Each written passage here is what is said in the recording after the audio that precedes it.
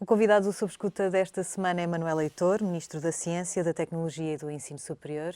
Muito obrigada por ter vindo ao Observador. É desejo do Governo que os alunos do ensino superior comecem as aulas presenciais ou que as retomem de alguma forma já em maio. Houve opções diferentes em relação ao encerramento das escolas por várias universidades. Conta com alguma resistência a esta medida? Acha que vão seguir o conselho do Governo? O Governo deu uma recomendação, sobretudo para que as escolas planeassem e que nas próximas 2 semanas houvesse uma mobilização para o planeamento, para que estarem prontas no dia que seja libertada o estado de emergência. E a noção hoje que deve vigorar é que diferentes áreas do ensino superior não têm que se portar exatamente da mesma forma, nem as instituições todas da mesma forma. Mas, de uma forma geral, acredito seriamente para que as nossas instituições conseguem assumir o que eu chamaria uma autonomia responsável. E se elas não o fizerem? Se não voltarem em maio, o Governo fica desautorizado? O Governo não fica desautorizado porque nem as instituições, porque acho que temos que defender sempre o princípio da autonomia universitária e da autonomia do ensino superior, como consagrada na Constituição e como hoje um marco que, no contexto europeu, define as democracias a que nos habituámos a viver. E acho que a pior coisa era retirarmos a autonomia às instituições. Dizendo isto, digo também que a autonomia não serve para tudo. E hoje percebemos se temos que também garantir, por um lado, o conhecimento generalizado sobre aquilo que estamos a combater. Se, por um lado, temos os estudantes do ensino secundário a terem que fazer exames presenciais, não há qualquer tipo de razão para, no ensino superior, também não mostrar à sociedade, de uma forma geral, essa autonomia responsável, dizendo, mais do que qualquer outro nível, como é que nós, como uma sociedade, devemos nos comportar perante uma pandemia. E a questão que se põe não é de 4 de maio, ou se de um mês ou 2 próximos. A questão que se põe é, num cenário de uma pandemia, nós vamos ter que resistir durante 1 ano até aparecer uma vacina.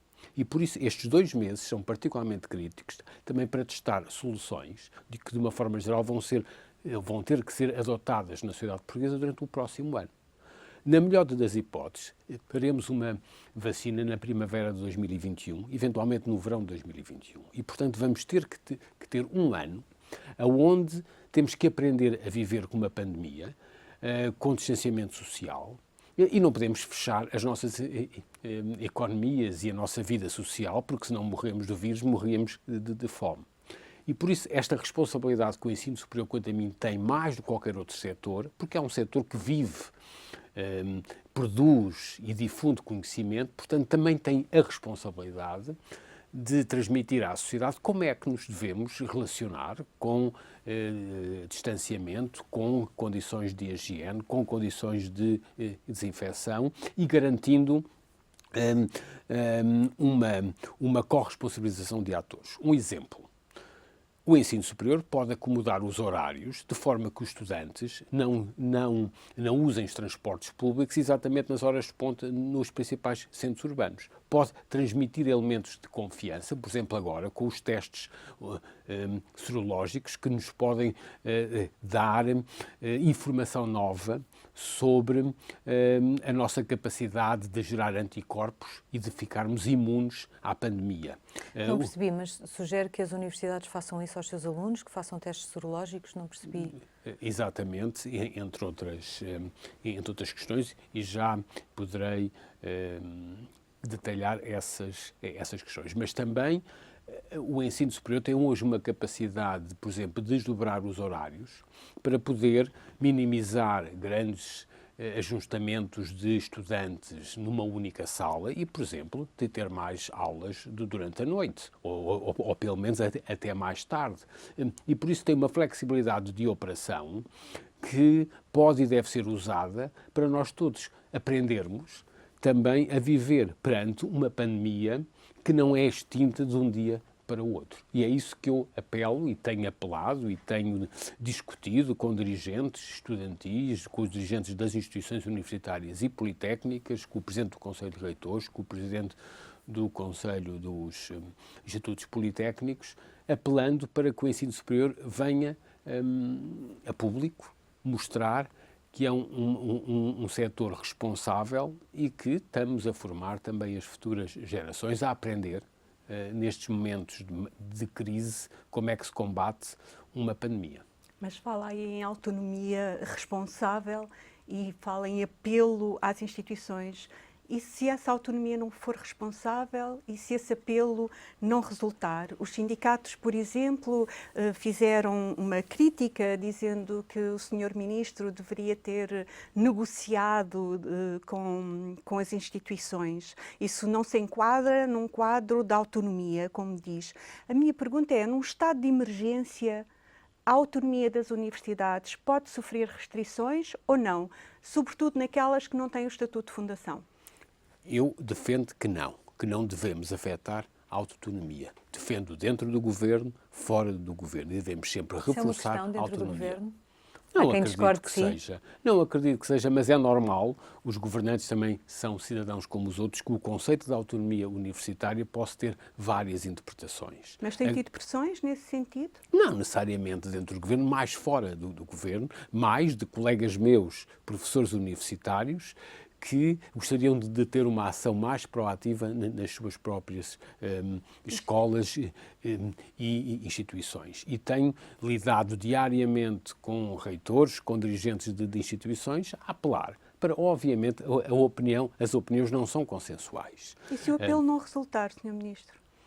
Não, sempre resultou, não vejo razão nenhum para não resultar. Agora, o que vejo é, não podemos nem devemos querer uma solução única para todo o país, standardizada e homenageada. Diferentes instituições e diferentes áreas na mesma instituição podem ter soluções de diferença. Ainda na semana passada, na Universidade de Évora, participei numa sessão à distância do ensino da música de um instrumento e noutra na área agrária. Obviamente são áreas totalmente distintas. A professora de música dizia-me que, devido ao desfazamento do tempo, que não conseguia ensinar o instrumento à distância e, portanto, tinha que pedir vídeos aos estudantes.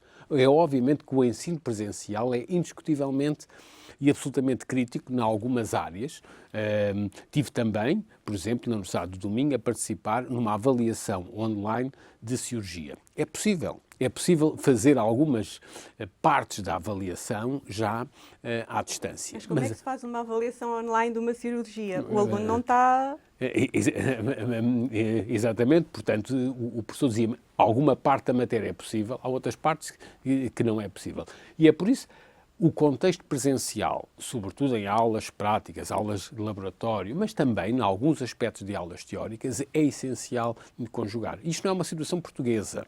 Ainda hoje, de manhã, falava com a comissária europeia, a Maria Gabriel, e com a ministra croata, que neste momento preside ao Conselho Europeu, e está a ser emitida agora uma recomendação a nível europeu, apesar do contexto da educação no próprio âmbito europeu, para efetivamente haver uma combinação cada vez mais ativa do ensino presencial e do ensino não presencial, num cenário de tempo que é sempre um ano, até todo o próximo ano letivo. E por isso acho que os próximos 2 meses, maio e junho, serão particularmente importantes para aprendermos a aprender e a ensinar durante todo o próximo ano letivo e, com isso, adquirir novas práticas daquilo que na gíria se chama-se o blend learning. Portanto, as formas combinadas de aprender e ensinar, onde uma parte é à distância, mas uma parte tem que ser necessariamente presencial e a parte que é presencial tem que ter condições de higiene, de distanciamento social garantidas, assim como o uso de equipamentos de proteção individual, nomeadamente viseiras e máscaras. O Sr. Ministro referiu, aliás, aos microfones da Rádio Observador, de que haveria máscaras para todos e que elas estariam disponíveis a um preço mais acessível. Como é que pode garantir isso?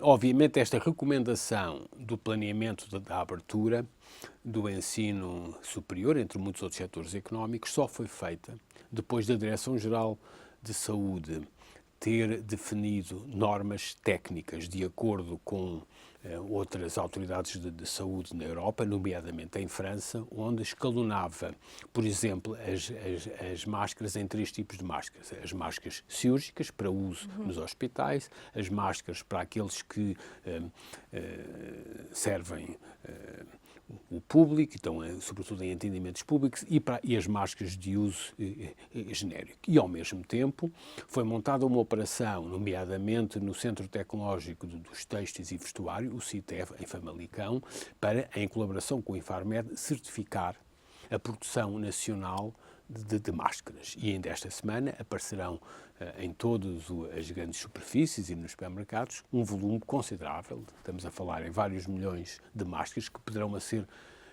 passarão a ser produzidos em Portugal de uma forma sistemática por empresas portuguesas com tecnologia de certificação portuguesa e a um custo que tem que ser possível ser adquirido por todos. Mas por isso será sempre responsabilidade das instituições do ensino superior? Acredito que sim. Estamos a falar, sobretudo, em instituições hoje que são não apenas responsáveis, mas têm que ter a disponibilidade e estamos aptos a trabalhar, já o disse a vários dirigentes, já o disse ao Presidente do Conselho de Reitores, para garantir que as instituições disponibilizam máscaras a todos os estudantes para todas as sessões que tenham que ter uma componente presencial.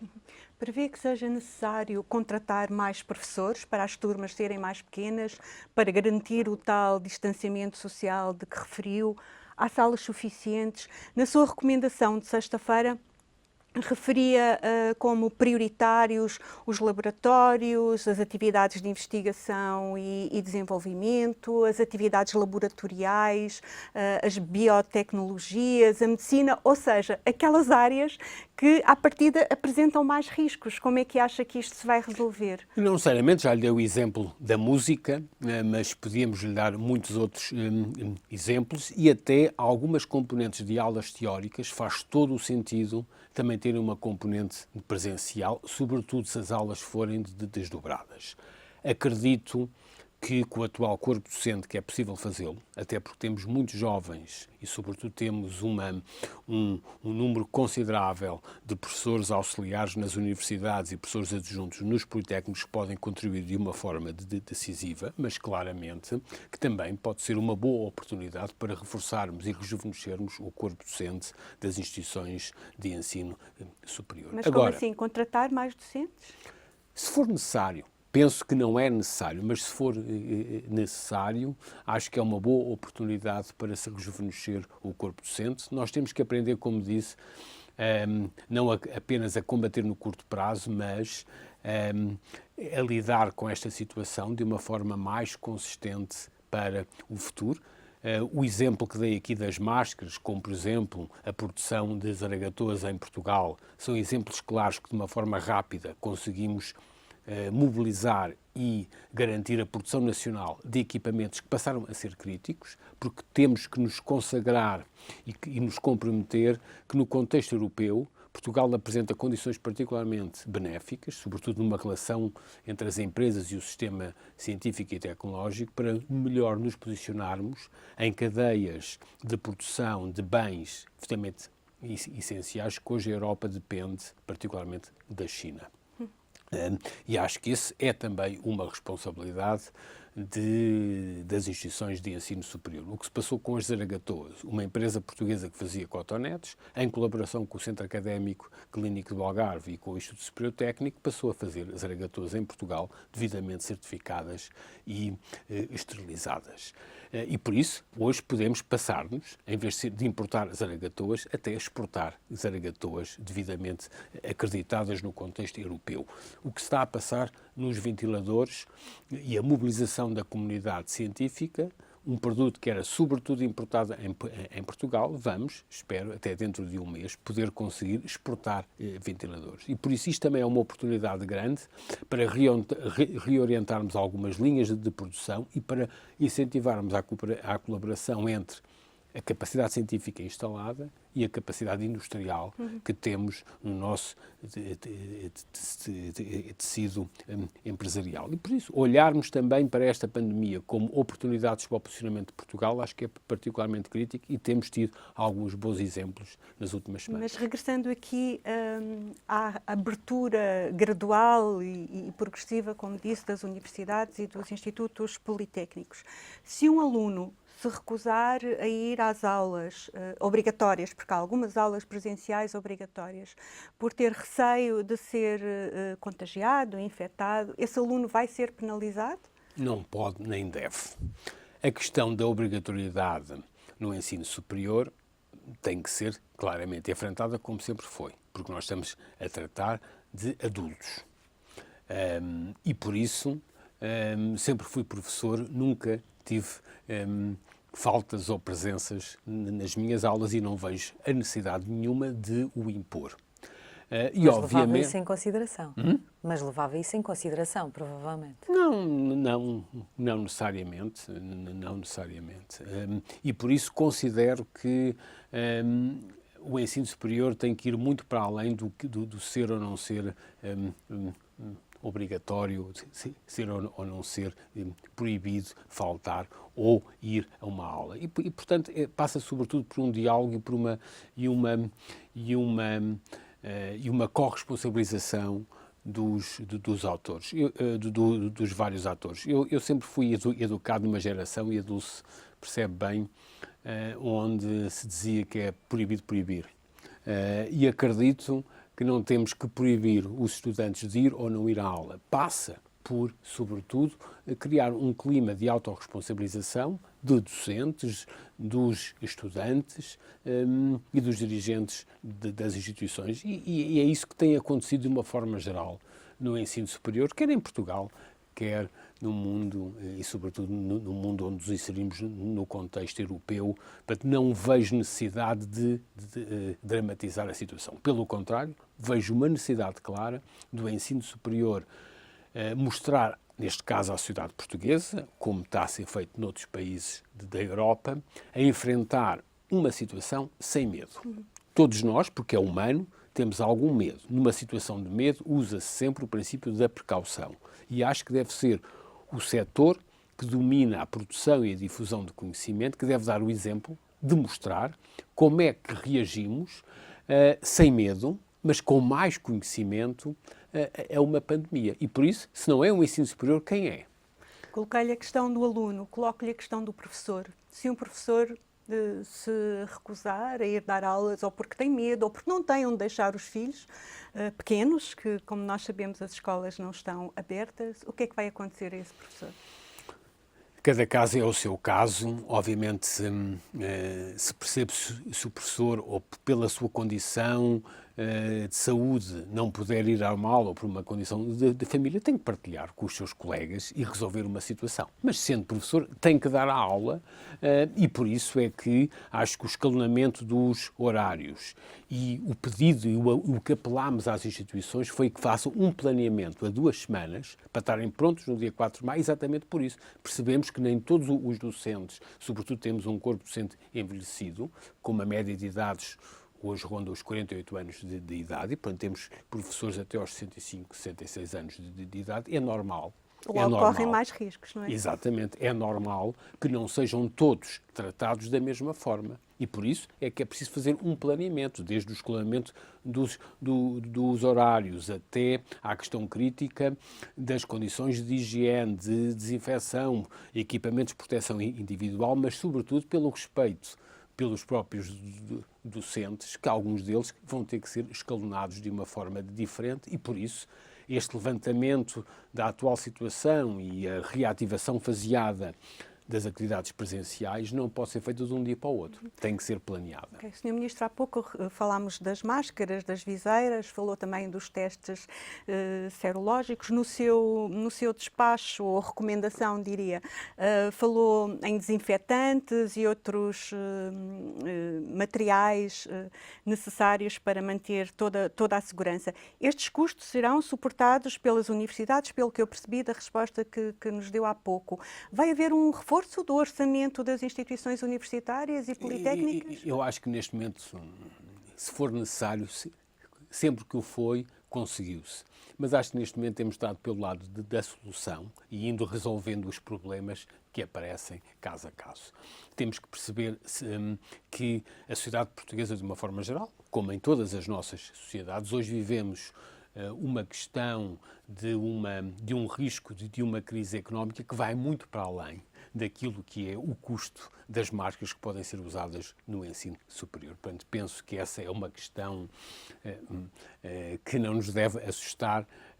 Assusta-me, sim, aqueles que não têm a oportunidade de aceder ao ensino superior ou que tiveram de se afastar do ensino e da aprendizagem. E acho que isso, mais uma vez, é também a mensagem que o ensino superior tem que pensar, de responsabilidade pelo próximo e de passar a ideia que é um setor com mais conhecimento e, por isso, mais responsável de qualquer outro e de ensinar a população, de uma forma geral, a enfrentar esta crise. A questão financeira ou a questão da tesouraria para comprar equipamentos de proteção individual é uma condição perfeitamente secundária e estou perfeitamente ciente que será resolvida sem qualquer tipo de problema. Um desses grupos que teve de se afastar das aulas foi o grupo dos alunos internacionais. Tem sido uma aposta das universidades portuguesas. Temos um grande número de alunos, sobretudo ao abrigo do programa Erasmus, e creio que a maioria deles regressou às suas casas e aos seus países. O Sr. Ministro destacava aí a importância do ensino presencial para algumas das áreas, sobretudo. O que é que a sua recomendação fala até no ensino à distância para resolver estes casos, mas sobretudo nessas áreas que de facto têm uma predominância da importância do ensino presencial, o que é que vai acontecer a estes alunos? Como é que eles vão ser avaliados? E já agora, se tem alguma ideia do que é que vai acontecer com os portugueses que estavam noutros países e que podem estar a passar pela mesma situação? Eu agradeço essa pergunta, que é particularmente importante e relevante, sobretudo no atual cenário de validação e valorização do ensino superior português no mundo, face a termos multiplicado ou aumentado em mais de 50% o número de estudantes internacionais nos últimos 3 anos em Portugal. Há duas situações totalmente distintas. Por um lado, os estudantes estrangeiros que estão em Portugal. E hoje tenho visitado muitas residências pelo país fora, onde há estudantes que optaram ficar em Portugal e não regressar aos seus países de origem. Estamos a falar sobretudo de estudantes de origem africana, mas também, em alguns casos, estudantes quer brasileiros, quer europeus. E por isso o que tenho apelado é para as instituições que os acolham bem. Temos muitas instituições até a fazer e manter as cantinas com serviços de take-away, sobretudo para esses estudantes. Depois temos os outros que voltaram aos países de origem. E para esses é normal, e temos de ser razoáveis, que não podem voltar a Portugal ainda este ano letivo. E por isso o meu apelo às instituições é que, nesses casos, que consigam garantir que eles completam as suas disciplinas, os seus graus, se for caso disso, à distância. O caso dos portugueses é idêntico e a recomendação europeia é exatamente nesse sentido. A principal recomendação é que os estudantes em toda a Europa não se movam e, portanto, que fiquem aonde estão. Obviamente que sabemos que há muita ansiedade das famílias e, portanto, muitos voltaram às suas casas e às suas residências de origem, portanto, aí devem ficar. E por isso tem sido feito um apelo sistematicamente, ainda no último Conselho Europeu de Educação e Ciência, e foi feito um apelo para que as instituições de todos os países não obriguem os estudantes a voltar às instituições e consigam acabar os estudos aonde estão com o recurso ao ensino à distância. E por isso a prática que tenho sugerido aos reitores e aos presidentes dos politécnicos é exatamente a prática europeia, minimizando nesta fase a mobilidade de estudantes e garantindo que aqueles que voltaram aos países de origem, incluindo os portugueses, que consigam terminar os seus períodos de mobilidade aonde estão e com recurso ao ensino à distância, e penso que, de uma forma geral, as instituições estão particularmente cientes para esta responsabilidade e que assim será feito. Portanto, não vejo um problema também de maior aí. Este momento que nós estamos a viver também voltou a trazer a questão das propinas. Há associações de estudantes que têm falado sobre isso. A Associação Académica de Coimbra, por exemplo, pediu a suspensão do pagamento de propinas. O Conselho de Reitores, creio que ainda não se pronunciou sobre... Veio dizer que não fazia sentido, aliás, pronunciou-se que não fazia sentido.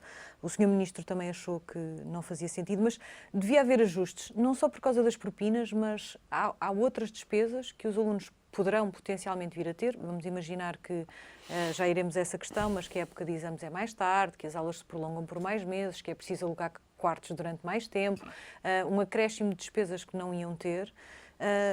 A minha pergunta vai nos dois sentidos. Não faria sentido, de facto, fazer ajustes na questão das propinas?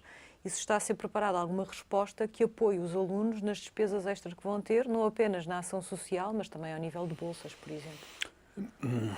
Acho que não. Para ser muito claro, não há razão nenhuma para se ajustar as propinas. Não está a ser em Portugal, como nenhum país europeu, tanto quanto eu sei, está a fazê-lo. O que nós estamos a fazer é, ao nível da ação social, ativar aquilo que se chama um mecanismo de emergência da ação social.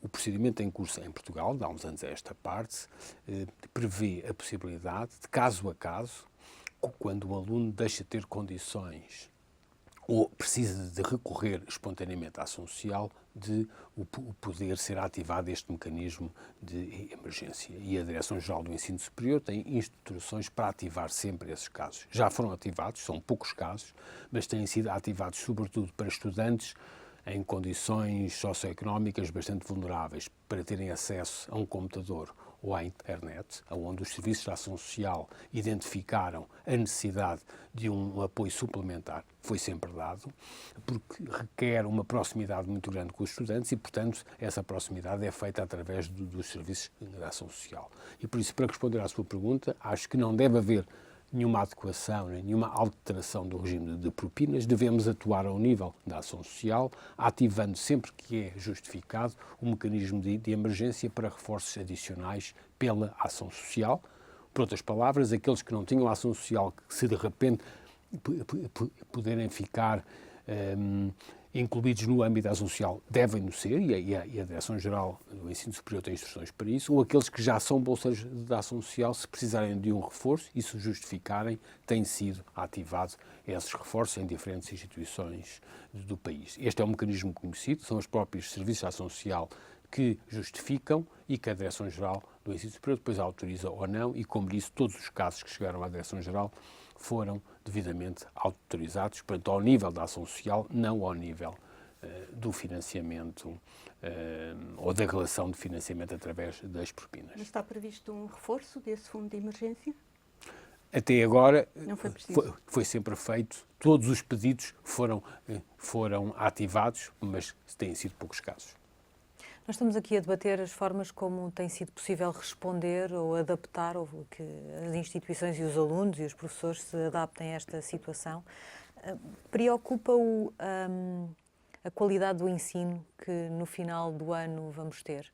Nós também já falamos durante esta conversa da diferença de determinados cursos e de como é mais difícil para uns do que para outros ter o ensino à distância, a importância das aulas presenciais.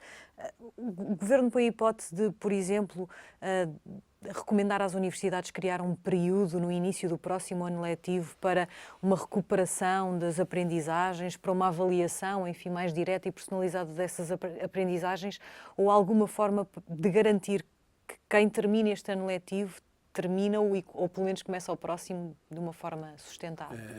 Acho que é uma pergunta muito pertinente, mas nós não estamos isolados no mundo. Isto não é um processo que afeta apenas Portugal ou os estudantes do ensino superior português. É um processo global. E por isso, essa pergunta é sempre válida em Portugal como em qualquer outro país, e sabemos que há, nomeadamente no contexto europeu, regiões particularmente mais afetadas do que Portugal. E a resposta que eu dou aqui é a resposta que também tem sido articulada a nível europeu. É um pedido claro para as instituições eventualmente até prolongarem os calendários este ano, sem ser excessivamente. De um modo geral, os semestres acabam no princípio, meados de maio, e não há qualquer tipo de problema de serem estendidos até ao final de maio, princípios de junho. É isso que tenho apelado aos dirigentes, aos reitores, aos presidentes dos politécnicos, é eventualmente, sempre que seja necessário, prolongar os calendários sem ser excessivamente, mas garantir que todos os estudantes são avaliados até ao fim de julho. E essa é a recomendação também em diferentes países europeus tem sido feita e por isso o apelo a que se preparem para inserirem ou voltarem a inserir componentes presenciais sempre que sejam necessários, porque sabemos que, por muito que seja a qualidade do ensino à distância, há componentes que requerem claramente um esforço presencial. E, mais uma vez, acho que face à situação da evolução da pandemia e das curvas epidemiológicas que todos conhecemos, parece-me que é responsável agora prever, durante o mês de maio e junho, atividades presenciais que complementem aquilo que já foi o ensino à distância, não apenas pela qualidade dos conteúdos, mas, sobretudo, por um fator que todos reconhecemos que é crítico no ensino superior e noutras atividades, mas claramente num processo de ensino-aprendizagem, que é uma componente e um relacionamento presencial entre estudantes e entre estudantes e docentes. E por isso essa componente parece-me a mim que é particularmente importante. E na recomendação que fiz, apelei particularmente às aulas práticas, às aulas de laboratório, mas não deixei fechada a necessidade de, em alguns componentes teóricos, de ter que haver claramente uma componente presencial e uma avaliação, que às vezes uma parte da avaliação pode ser substituída, mas há outras partes que não devem ser substituídas. E acho que temos todos a obrigação de mostrar que o ensino superior pode dar o exemplo neste processo de aprendermos também a lidar com a pandemia. O Sr. Ministro põe então a hipótese de prolongar durante 2 meses, mas em julho estaria tudo terminado. Exatamente. As épocas de exame. As épocas de exame. Não haverá épocas de exame especiais. Esta é a nossa recomendação. Não vejo razão para haver, e este é o entendimento que tem havido em toda a Europa, nomeadamente na Europa Ocidental, em, sempre que necessário, estender os calendários, desacoplar os horários para ter também aulas em períodos noturnos. E quando digo estender os horários é, em vez de o semestre acabar, de modo geral, em meados de maio, acabar até no final de maio. Estamos a falar em 3 semanas. Mas não atrasar o início do próximo ano letivo? Nunca atrasar o princípio do ano letivo. Acho que não há... que temos que nos consciencializar que o próximo letivo deve começar em condições de relativa normalidade, porque vamos ter um ano inteiro, até ao verão de 2021, de aprendermos a viver com esta pandemia. E por isso é que não vale a pena adiar agora, pensando que depois fica tudo resolvido. Nós temos que tomar consciência que a eventual vacina para uma pandemia deste tipo ou outras terapias que possam vir a aparecer vão demorar algum tempo e, por isso, vamos ter o próximo ano letivo que saber conviver com a pandemia. Sim, o Sr. Ministro já disse aqui que o próximo ano letivo teremos também ensino presencial, ou eu percebi mal? Claro que temos que ter. E claro que temos que valorizar esta combinação do ensino presencial com o ensino à distância. O Ministro disse também várias vezes já que o ensino superior tem que dar o exemplo e que deve ser o exemplo. E isso levanta-me a questão do ensino secundário e dos alunos do 12º ano que querem entrar no ensino superior. Já foram definidas as regras de acesso. De qualquer forma, há aqui uma questão de equidade em relação aos alunos que este ano, por exemplo, iam fazer melhoria de notas, por isso, alunos que concluíram o 12º ano no ano passado. Como é que essa questão está? Vai haver uma solução para eles? Sim, já houve e já foi tomada, mal se levantaram essas questões, porque, de facto, a panóplia de casos é tão grande que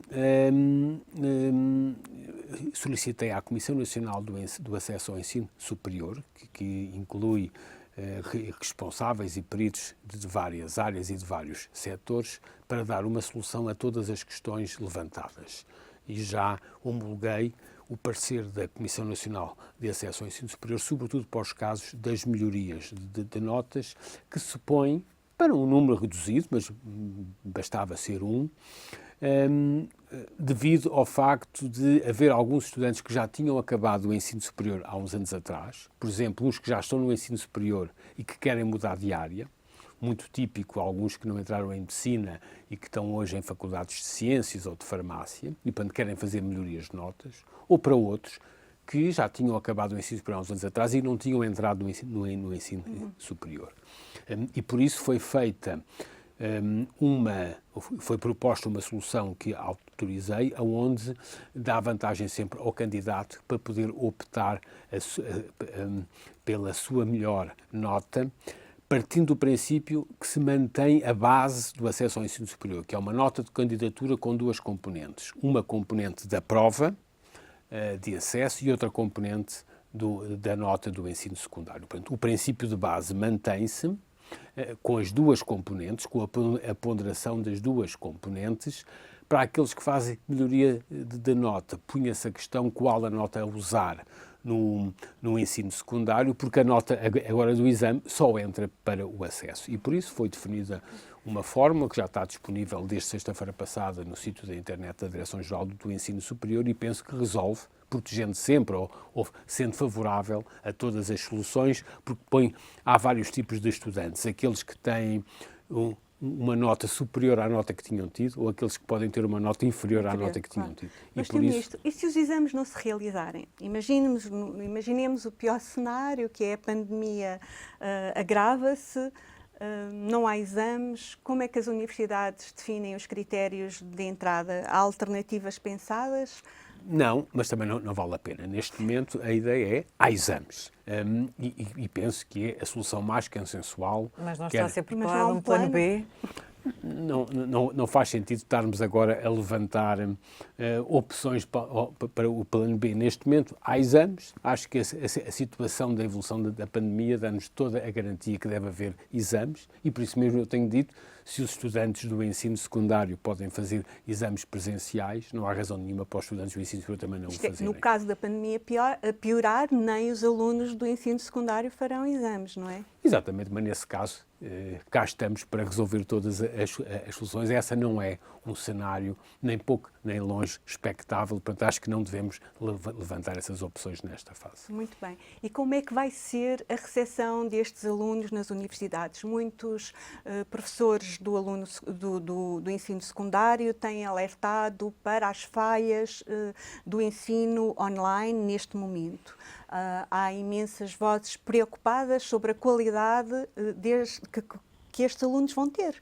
Por isso, eles vão entrar no ensino superior, provavelmente com algumas deficiências. Está previsto algum mecanismo para resolver isto? Tem toda a razão e, portanto, o que se fez agora, como sabe, foi alterar o calendário do acesso com um ligeiro prolongamento e, portanto, as aulas dos novos alunos do primeiro ano serão iniciadas, sobretudo, em novembro, em vez de ser em meados ou a princípio de outubro. Em todo o caso, é normal que o ensino à distância seja relativamente fácil quando já há uma relação de conhecimento entre o docente e o estudante. Para alunos novos é bastante mais complexo e, por isso, é indiscutível que o acesso dos novos estudantes tem que ter uma forte componente presencial. Naturalmente, será sempre complementado com o ensino à distância, mas tem uma componente presencial que vai ser muito mais importante do que para aqueles alunos que já tiveram essa componente. O que o Sr. Ministro me está a dizer é que os caloiros vão mais às faculdades do que os outros no início do ano? É normal que sim, apesar de hoje a atividade presencial ser vulgar no ensino superior. Agora, também percebo que nós temos tido uma capacidade de adaptação, nós, seres humanos, não é só os portugueses, a estas situações e, portanto, acredito que devemos estar no lado da solução e que conseguiremos arranjar soluções equilibradas para o acesso e o início do próximo ano letivo, naturalmente, sem ajuntamentos. E aqui apraz-me também relembrar que o movimento que lançámos há uns anos atrás de dar a volta à praxe agora é mais importante do que nunca, porque essas alturas são sempre alturas de ajuntamentos e acho que Podemos se já conseguiu... assumir que a praxe vai ser proibida totalmente até fora das universidades. Eu, como e dos disse, fui recintos. educado num conceito onde é proibido proibir e, portanto, nunca proibimos as praxes, mobilizámos os jovens e os dirigentes a dar a volta à praxe e, portanto, criámos e estimulámos um movimento que chamámos E-Sharp, exatamente o dar a volta à praxe, e hoje a adesão e a inserção no ensino superior tem sido feito com atividades mais variadas, do desporto à cultura, à Que música. são também ajuntamentos, Sr. Ministro. Que são também Portanto, ajustamentos que têm que ser feitos com um distanciamento social muito mais rigoroso e assim, um distanciamento social com grande rigor, como vai ter que ser todo o próximo ano letivo no ensino superior e nas outros níveis de ensino. Em março, o Sr. Ministro juntou-se a uma série de responsáveis políticos europeus num único apelo de que as sociedades científicas disponibilizassem o conhecimento que estavam a produzir sobre este novo coronavírus. Isso já foi feito? É um ponto particularmente importante. Portugal tem assumido uma posição particularmente ativa, quer na União Europeia, quer no contexto da Unesco, para aquilo que chamamos uma estratégia de ciência aberta. Sabemos que esta questão não é apenas para o Covid, é uma questão geral e genérica em todas as áreas do conhecimento, contra aquilo que é muitos movimentos por todo o mundo de privatização do conhecimento. Esta ideia que difundir o conhecimento e que o conhecimento gerado tem que ser aberto a todos, sobretudo em termos do acesso, da participação e da relevância do conhecimento, é cada vez mais crítica. E agora que estamos perante uma pandemia, aquilo que fizemos foi pedir um conjunto de ministros da União Europeia, dos Estados Unidos, do Brasil, da Índia, da China, foi pedir às sociedades de editores para abrirem, sobretudo, o acesso às revistas. É um processo, também ao nível da Unesco, está longe de estar concluído. Tem havido muitos sítios na internet que se mobilizaram e em Portugal foi criado um sítio específico, o Science for Covid, onde os cientistas expõem e disponibilizam conteúdos. Mas em Portugal também há um caso muito específico em relação a isso, não exatamente a mesma coisa, e que ao mesmo tempo que o governo português, na sua pessoa, fazia esse pedido, havia uma série de cientistas e investigadores portugueses que pediam às autoridades portuguesas que disponibilizassem os dados dos doentes com Covid em Portugal para eles próprios poderem ajudar. E estiveram semanas a mandarem cartas abertas atrás de cartas abertas. Isso, entretanto, já foi respondido e alguns investigadores dizem que a informação que está a chegar chega um bocadinho a conta-gotas e que é escassa. Porquê é que foi preciso esperar tanto tempo e, a ser verdade que a informação é escassa e chega a conta-gotas, o que é que continua a falhar? Eu tenho aqui que assumir uma posição muito, muito responsável. Também me insiro dentro daqueles que acham que toda a informação deve ser disponível. Mas percebemos que há limites na organização e na dimensão dos serviços públicos.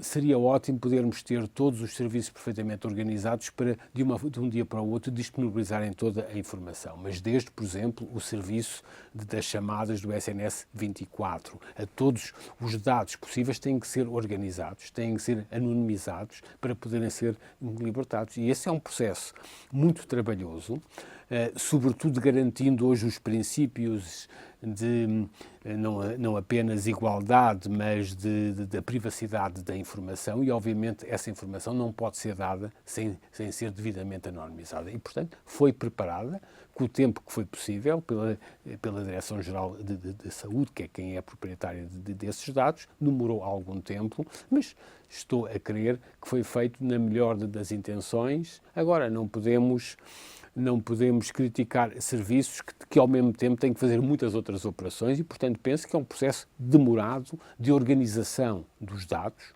e depois da sua anonimização antes de serem disponibilizados. Esse trabalho está a ser feito com a FCT?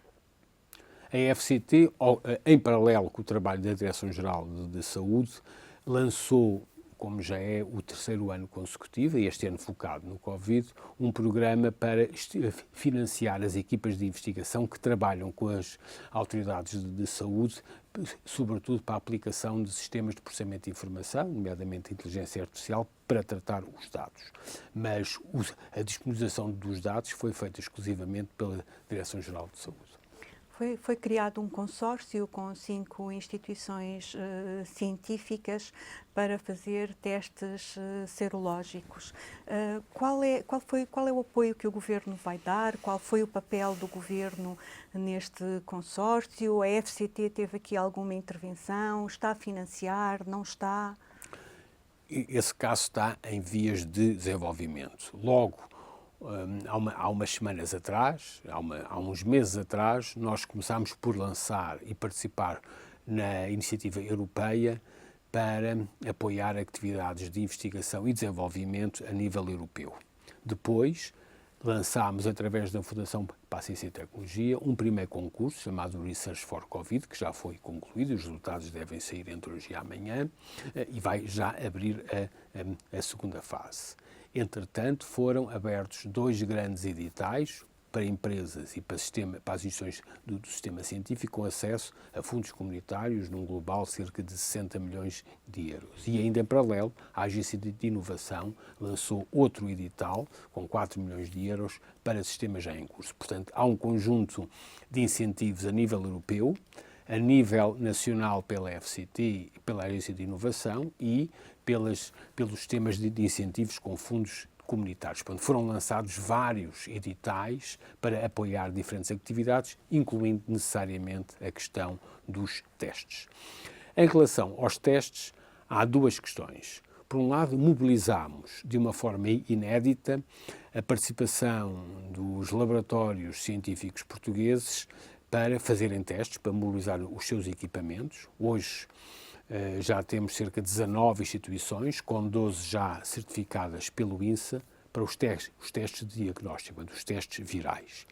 Baseou-se numa iniciativa particularmente de reconhecer do Instituto de Medicina Molecular da Universidade de Lisboa, o IMM, que, sob a liderança da investigadora Maria Mota, adaptaram um protocolo internacional a utilizar reagentes nacionais para poder fazer os testes. E esse processo foi, entretanto, reorientado sobretudo para os lares, com protocolos como Ministério do Trabalho e Segurança Social, de uma forma a reduzir a pressão nos hospitais. Na sexta-feira passada, e tenho mantido essa relação contínua, quer com o Ministério do Trabalho, quer com o Ministério da Coesão Territorial, quer com as instituições científicas, já tinham sido feitos cerca de 10 mil testes e a capacidade diária, a partir desta semana, deve ser cerca de 3.500 testes diários. Estamos a falar de testes virais, para os quais foi disponibilizada uma linha de financiamento de fundos comunitários, a 100%, a fundo perdido, pelo Ministério da Coesão Territorial, que financia a Segurança Social, que depois a Segurança Social financia cada laboratório. Isto hoje, como disse, é uma rede já de 12 laboratórios devidamente credenciados pelo INSA e de mais 7 que estão à espera da credenciação, porque os testes têm que estar devidamente e os procedimentos credenciados. Mas falamos de testes de diagnóstico virais. Em paralelo, estão a ser desenvolvidas várias iniciativas, não apenas do consórcio que referiu, mas pelo menos outras iniciativas, para combinar os testes virais com testes serológicos, que não são testes diagnósticos, são apenas uma análise à capacidade de nós gerarmos anticorpos e, portanto, é um teste de imunidade, que são particularmente importantes para dar confiança à população naquilo que pode ser a reativação das atividades económicas e sociais. O último resultado, por exemplo, publicado no final da sexta-feira passada na Califórnia pela Universidade de Stanford, mostra que, para uma amostra particularmente grande feita no sul da Califórnia, mais de 50% a 80%, entre 50% e 80% das pessoas que já tinham tido o vírus não tinham tido sinais. Isto mostra que, afinal, a taxa de mortalidade é muito baixa desta pandemia e os resultados na Califórnia mostram resultados que se considerarem todos aqueles que, afinal, tinham sido infectados, mas que não tinham tido sintomas, mostra que o resultado não foi muito diferente do que uma gripe sazonal. Essas iniciativas, portanto, há várias que estão a começar a decorrer em Portugal com laboratórios científicos e há uma que referiu num protocolo, num consórcio entre as principais instituições de Lisboa, estão a fazer para produzir um teste nacional. Hoje há muitos testes no mercado, são testes que têm um custo muito baixo, enquanto um teste viral, estamos a falar de um custo global de cerca de 90 euros por teste, os testes serológicos têm um custo de cerca de 5 euros por teste.